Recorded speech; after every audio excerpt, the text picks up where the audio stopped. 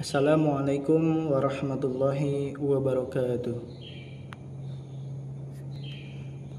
Kumaha kabar rancangan sadaya, mugi-mugi sing dipaparengan kanikmatan, kalancaran kesehatan ku Gusti Allah Subhanahu wa taala. Alhamdulillah dina dinten ieu urang patepang deui dina pangajaran bahasa Sunda. Sate ancana urang mulai diajar urang sasarangan ngadaheula rancangan sikap ngadua. Pananganna diangkat mastakana diturunkeun. Doa sate acan deui ajar. A'udzu billahi minasy syaithanir rajim. Bismillahirrahmanirrahim. Rabbi zidni ilman warzuqni fahman. Amin. Nah, aturan pengajaran daring bahasa Sunda. Nu kahiji pastikeun fokus. Nu kadua pastikeun rengse, nu katilu ngerjakeun projek, nu kaopat pastikeun ngalapor. Sateuacanna urang mulai, urang sasarengan maca bismillah heula nya rencangan. Bismillahirrahmanirrahim. Dengan menyebut nama Allah yang Maha Pengasih lagi Maha Penyayang. Bahasa Sunda kelas 5. Nyaeta orang bakal ngabahas tentang carita pondok atau carpon.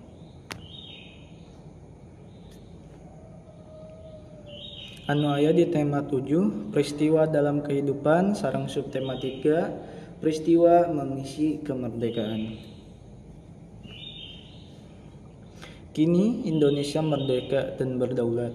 Namun banyak hal yang harus dilakukan untuk mengisinya dalam rangka pembangunan bangsa Indonesia yang seutuhnya, seperti yang dicita-citakan para pendiri bangsa ini. Generasi penerus bangsa harus mengupayakan agar pembangunan manusia ini dapat dilakukan terus-menerus dengan berbagai cara. Nah, carita pondok atau carpan anu bakal urang bahas dina carita pondok. Nu kahiji artina carita pondok, nu kadua ciri-ciri carita pondok, nu katilu struktur carita pondok, nu kaopat unsur intrinsik sareng unsur ekstrinsik carita pondok.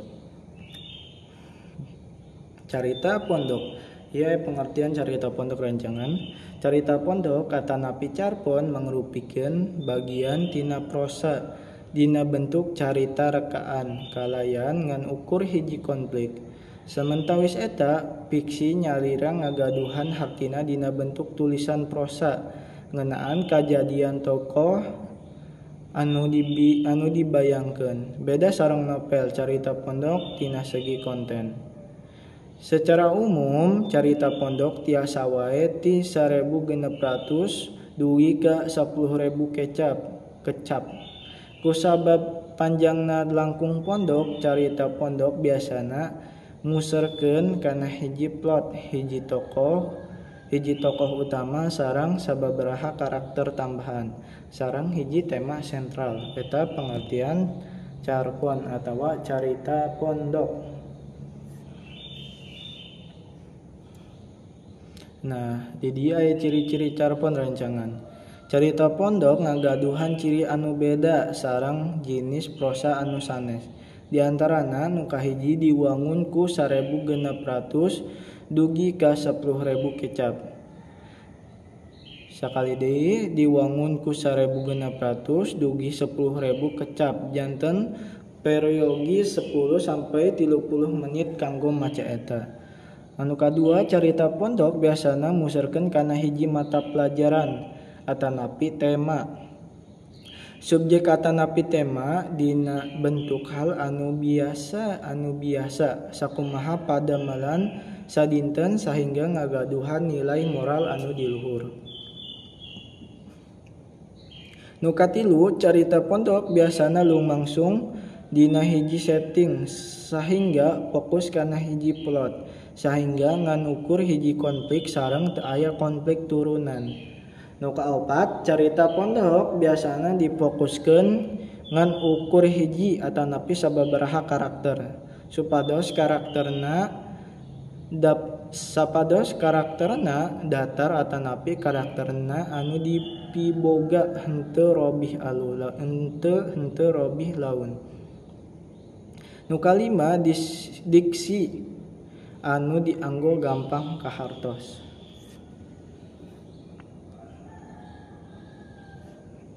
Nah, struktur carita pondok ditilik tina eusina carita pondok aya sababaraha bagian, diantarana nu kahiji abstrak hartina salaku bagian tina carita pondok anu opsional. Abstrak nyayogikeun pederan awal carita salaku tambahan. Abstrak oge ngandung ringkesan atanapi hakekat carita. Sareng tina abstrak anu maca tiasa ngadangu pesan anu hoyong ditepikeun ku panulis. Nu kadua, orientasi. Dina bagian ieu karakter sareng setelan dikenalkeun. Setting anu diwangun ku waktu suasana sareng tempat. Dicarioskeun langsung atanapi henteu langsung. Oge tina karakter tokohna. Nu katilu aya komplikasi. Artina komplikasi di tengah penulis ngagaduhan tugas sesah pikeun ngajaga anu maca tetep resep sateu acan dugi ka akhir carita. Karakter bakal nyanghareupan konflik sareng sering hal janten parah pikeun aranjeunna sareng aranjeunna kedah milarian cara kanggo ngalereskeunna. Bagian ieu disebut komplikasi.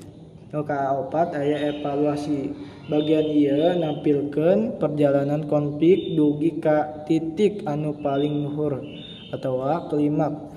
Solusi atanapi perceraian bakal dipendakan. Nu kalima aya resolusi. Bagian ieu kawanah oge salaku pamisah. Nyaeta nalika titik pangluhurna mimiti turun dugi ka minuhan bagian kode. Nu kagenep aya koda.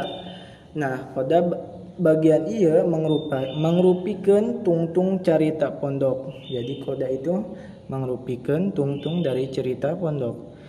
Penulis bakal nyebarkeun pesan moral anu sacara eksplisit sareng implisit. Itu struktur carita pondok, teman-teman. Itu struktur carita pondok. Jadi ada 6 struktur carita pondok tuh. Nah, yang kedua ada yang selanjutnya anu salajengna aya unsur intrinsik sareng ekstrinsik carita pondok. Carita pondok diwangun tina unsur-unsur di jerona. Sacara gurat badag aya 2 unsur anu kahiji unsur intrinsik, nu kadua unsur ekstrinsik. Nah, unsur intrinsik si carita pondok diwangun ku tema, karakter, penokohan, tokoh, setting, alur, sudut pandang jeung amanat. Nu kahiji tema. Beda temana kalayan judul. Tema langkung umum tibatan masalah anu diangkat sareng umumna. Ditepikeun dina bentuk nomina. Saperto solidaritas, silaturahim, romansa, perjuangan kelas, gelut, jeung sajabana. Tema emansipasi awewe upamana carita pondok anu judulna Dua Dunya karya N.H. Dini. Tema kamiskinan, contohna carita pondok anu judulna Poe Mimiti Bulan ku Surya Gemilang. Tema cinta, contohna carita pondok anu judulna Cintaku Sataun Jagung karya Ramilis Harman jeung sajabana. Nu kadua aya watakna, karakter mangrupikeun. Nah, nu kadua aya watakna. Karakter mangrupikeun tokoh imajiner anu diciptakeun ku panulis. Saatos karakter sareng panempatana bakal dipisahkeun. Tangtosna aya tokoh anu dipasihan atanapi kajadian secara umum. Sapertos bapa, indung, nini, akina jeung sajabana. Dina sababaraha carita pondok penting pikeun namina tokoh sareng sababaraha di antarana nganggo konsep etimologi. Nu katilu aya penokohan. Karakter anu parantos dipasihan karakterna nalika anjeunna bakal muncul disebut penokohan. Nu kaopat aya watakna.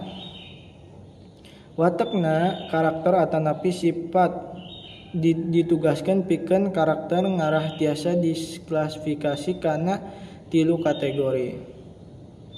Nyaeta aya antagonis, penjahat sareng protagonis anu alus, sareng karakter tirtagonis anu jadi panengah. Dumasar kana parobihan karakter dibagi 2, karakter datar sareng karakter buleud. Karakter datar nyaeta karakter anu henteu ngangubah karakter sareng karakter buleud sabalikna. Jadi karakter datar nyaeta karakter anu henteu ngarobah karakter sareng karakter buleud berarti sabalikna dari karakter anu henteu atau karakter anu henteu ngarobah.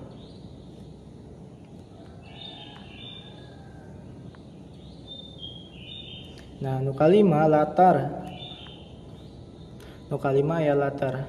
Latar tempat atanapi setting dibagi kana 3. Setting suasana, setting tempat, setting waktu, suasana.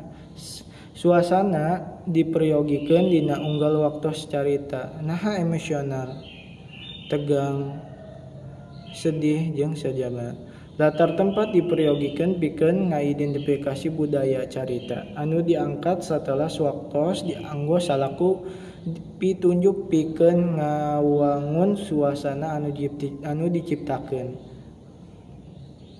Nu kagenep aya alur. Plot dibagi jadi 2, linear sareng flashback.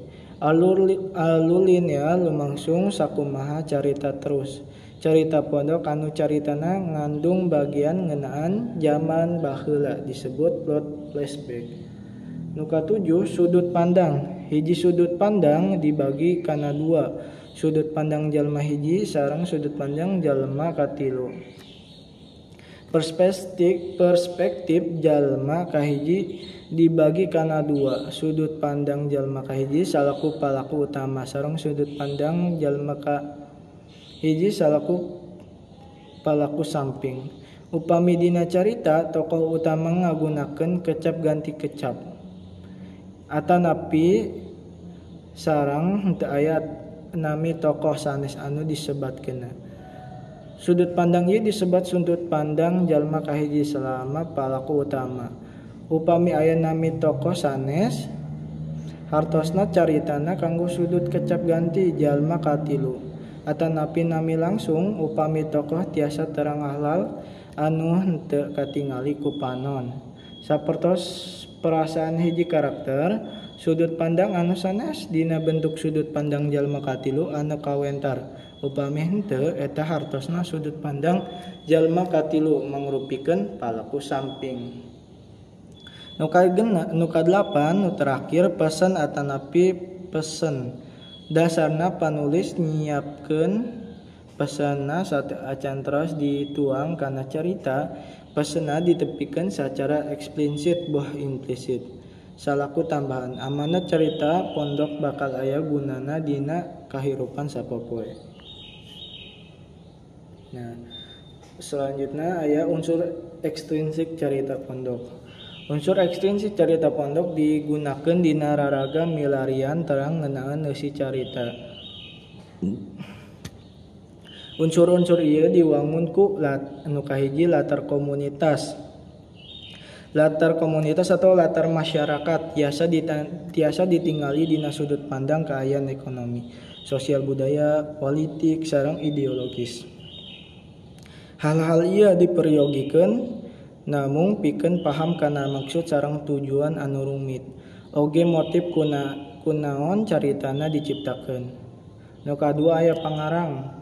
Sajarah hirup pangarang dimimiti ti tradisi sosial, psikologi sareng tradisi literatur anu didopsi nyanyogikeun gambar anu langkung jero nalika nganalis carita pondok. Nu katilu aya aturan basa carita pondok. Ditilik tina gaya basa jeung diksi anu digunakeun, carita pondok boga ciri linguistik diantarana anggo pederan anu kuat. Dina ngajelaskeun karakter fisik, penulis nganggo kecap sifat atanapi perbandingan. Ieu oge dipriyogikeun pikeun ngagambarkeun suasana. Sapertos suasana di sawah atanapi di guha. Kapergaan panulis dipriyogikeun pikeun ngajanten anu maca tulum kana carita.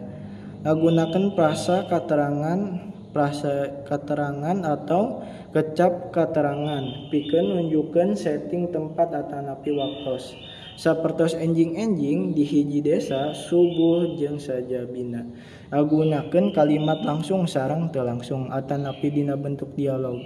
Ngagunakeun kecap kiasan atanapi konotatif. Sapertos Dewi Enjing anu hartosa matahari. Surga di bumi anu hartosna ngarujak kana tempat hiburan atanapi wisata. Ngagunakeun basa teu resmi atanapi semi formal nanging tanda baca dipake. Nah, di dia aja contoh carita pondok. Ti barang kuring dihirupkeun di rahim indung, ti harita saanyana kuring sawadina jadi makhlukna anu kudu syukur nikmat. Indung mangrupikeun janggelekna muara kahirupan matana pikeun umatna. Mun teu aya indung, ti nangtung moal aya kahirupan di dunya. Indung teh mediator antara mantena jeung manusia. Kuring yakin, rajina yakin, indung kacida bagjana lika kuring aya dina rahimna. Komo sanggeus kuring gelar ka dunya, tungtuna kuring dirau dipangku dinangna ning sagalahar kahadean direktur keur kuring. Sagala kaperih geus teu dijadikeun itungan ku indung enggong ning ngajelmakeun kuring. Kiwari mangsa kuring geus samawa geus bisa hirup jeung neangan hirup sorangan, kuring yakin kabagjaan indung paripurna ku eta hal. Najan teu ditembrakeun ka kuring, ka jalma-jalma kuring yakin indung teu weleh agul-agulan ka dirina. Anaking kiwari geus jadi jalma. Ekspresi bagja anu tan wates wangeunaan tina hal anu teu sapira kuring geus jadi jalma. Ceuk indung atanapi naha kuring geus pantos disebut jalma anu bisa mulang tarima ka indung. Indung nepi ka poe ieu satekah polah kuring nempatkeun anjeunna dina posisi anu pangpunjungna. Ngan kuring yakin nepi ka tutup umur kuring hamo bisa naur sagara kahandak anjeun. Sarenghap napas anjeun jadi sarebu napas kahirupan kuring. Sausap kadeudehan anjeun. Jadi usap-usap nu natra dina kahirupan kuring. Cimata kaperih anjeun. Mangrupa panaur cimata kabagjaan keur kuring. Anjeun makhluk pangmulyana di satungtung kebing dunya. Hampura kuring hamo bisa naur sagara kahadian anjeun. Hampura kuring ukur bisa jadi anak nu ukur bisa naur ka kahadean ku hal-hal anu teu sapira. Urusan sakola, karir, insyaallah, rumah tangga, rezeki anu karasana ku kuring digampangkeun ku mantena. Anu cek anjeunna teh mangrupa kabagjaan hirup anjeun keukeuh hamo bisa naur sagala kahadian anjeun. Indung mun saur kuring jeung anjeun geus dipegat pati kasih ku kuring, tetap nganteng keur anjeun. Sakumaha tetap ngantengna kakuatan ti anjeun keur kahirupan kuring nepi ka tungtung mangsa. Kuring teu kawasa ngabagjaan jeung dunia akhirat. Tapi kuring yakin geus aya sawarga pikeun hirup anjeun jaga di alam nu hamo kadongkang ku manusia. Ukur ti manten eta contoh carita pondok tentang tentang jasa seorang ibu atau jasa seorang ibu. Judul carita pondokna. Sadakbar hilap teu nyantumkeun carita pondoknya. Jadi judulnya jasa seorang ibu. Kasimpulanna carita pondok katana picarpon mangrupikeun bagian tina prosa dina bentuk carita rekaan kalayan ngan ukur hiji konflik. Samentawis eta fiksi nyarira ngagaduhan harti dina bentuk tulisan prosa ngeunaan kajadian tokoh sareng anu dibayangkeun. Beda sareng novel carita pondok tina segi konten. Anu diwangun jadi carita pondok diwangun sama 4 ku 4. Jadi cerita pondok diwangun ku 4. Nu kahiji hartina carita pondok, nu kadua ciri-ciri carita pondok, nu katilu struktur carita pondok, nu kaopat unsur instruksi carita pondok. Ibrah atau manfaat. Dina pahamna urang kana carita pondok urang tiasa terang alur carita kusabab carita singkat sareng jelas anu dicaritakeun. Nah, proyek bahasa Sunda damelkeun carpan anu kaitanna lingkungan sekitar rumah atau sekolah. Jadi teman-teman di rumah membuat carpan atau cerita pondok yang judulnya tentang lingkungan sekitar rumah atau sekolah.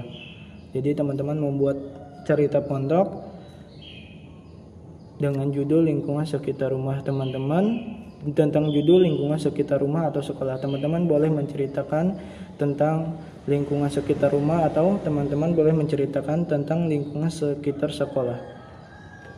Seratna teks carpon dina buku bahasa Sunda. Jadi teman-teman tulisnya itu di buku bahasa Sunda dan pastikan teman-teman menggunakan bahasa Sunda.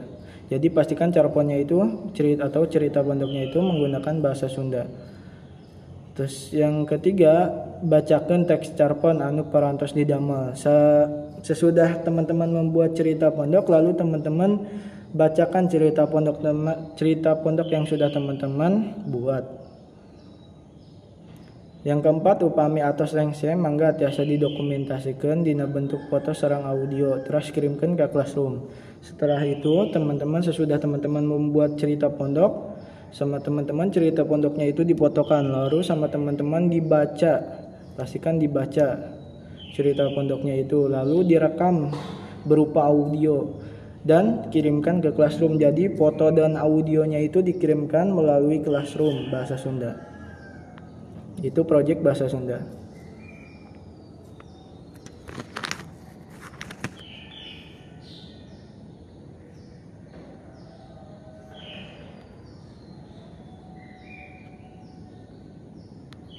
Bentar ya teman-teman. Ya, alhamdulillah kita sudah ada di akhir kegiatan. Untuk menutup kegiatan hari ini, alangkah baiknya kita berdoa membaca hamdalah. Sikap berdoa. Pananganna diangkat, mastakana diturunkan.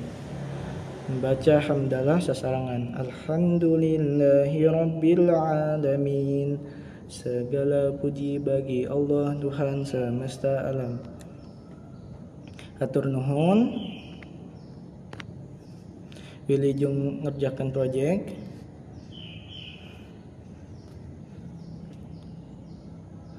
Wassalamualaikum warahmatullahi wabarakatuh.